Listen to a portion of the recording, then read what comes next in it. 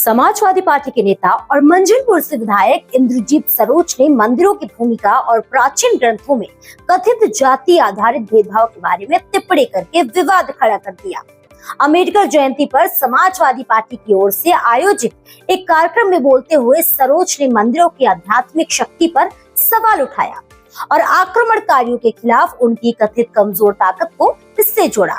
उन्होंने कौशाम्बी में एक सभा को संबोधित करते हुए कहा, अगर भारत के मंदिरों में शक्ति होती तो मोहम्मद बिन कासिम नहीं आता, महमूद गजनवी नहीं आता, मोहम्मद गौरी आकर इस देश को नहीं लूटता।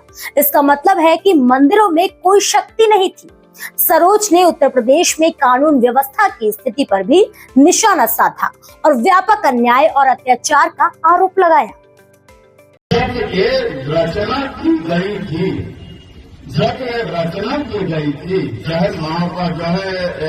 रामायण की महर्षि वाल्मीकि जी की, चाहे महाभारत की, और एक और है रचना जो है, और महाभारत और एक और है जो वेद व्यास ने और लिखा है, गीता की रचना हो, चाहे महाभारत की रचना हो, चाहे वाल्मीकि कृत रामायण की रचना हो, चाहे रामचरित मानस की रचना हो, उस समय भारत में शूद्रों को पढ़ने का अधिकार नहीं था।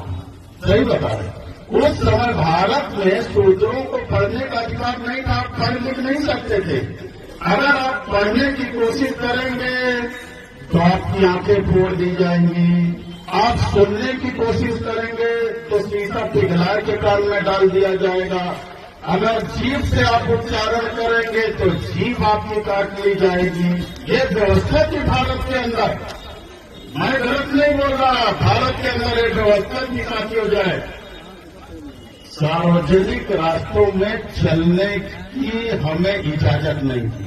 कोई भी शूद्र समाज का आदमी अगर सार्वजनिक रास्ते पर चलेगा तो गले में हंडिया बांध के चलेगा, थूकेगा तो दिन भर हंडिया में थूकेगा, फिर मिट्टी को खोद के उस हंडिया को गाड़ेगा। नहीं किसी समण का पैर पर जाएगा तो अपवित्र हो जाएगा।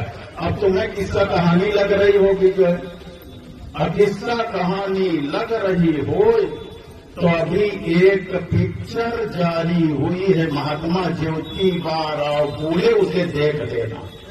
महात्मा ज्योतिबा राव फूले पिक्चर जारी हुई है, उसे देख लेना अगर मैं गलत कहता हूं।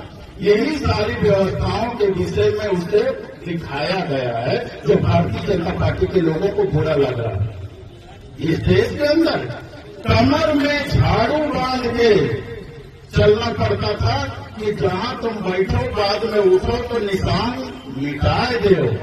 पैर में चीथड़े पुराने कपड़े बांध के चलना पड़ता था जिससे तुम्हारे पैर के निशान मिटते चले जाएं, दूसरे का पैर न पड़े।